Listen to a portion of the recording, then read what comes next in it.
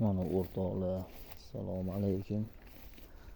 16-may ertalab Bichanoriyaga keldim. Bichanoriyaman. Endi sizlarga bir narsa ko'rsatmoqchiman. Bunga nima deysizlar? O'zim ham hayronman.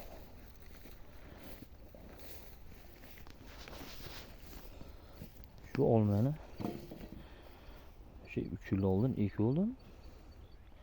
Yo'ya chiqib qoldi.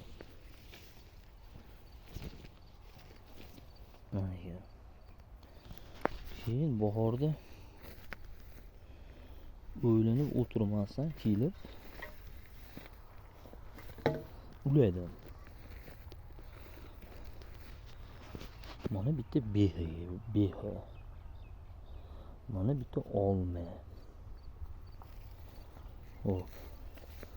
Managa judayam sevib qo'ydim, judayam ko'karib ketibdi. Endi hozir mana yana bitta beha bor. Nima deb o'ylaysizlar bu? Ko'kararmikan? Menga ham shu qiziq bo'lyapti. Bilganlar va kommentga yozib qo'yinglar-chi.